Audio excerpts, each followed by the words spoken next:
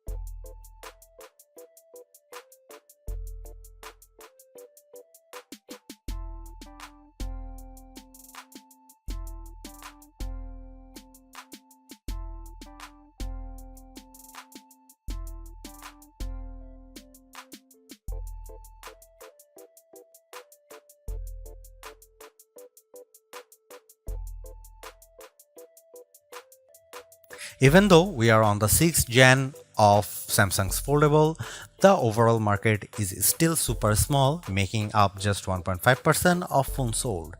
Will the Galaxy Z Fold 6 change people's minds? If you are someone who loves the idea of having a huge screen on the go along with lots of AI features, this could be the flagship for you. I like the lighter weight, slightly bigger front display and strong Snapdragon 8 Gen 3 performance, and the AI features can come in handy, helping you be more productive and have more fun.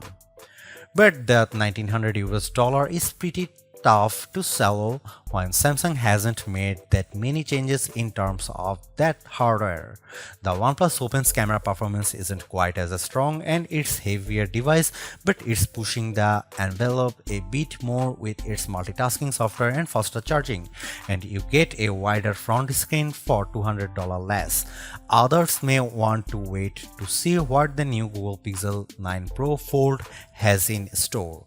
For now, I would say the Galaxy Z Fold 6 is the most well-rounded foldable phone for me, but it is still very much a niche device for power users. Thanks for watching. See you in the next one.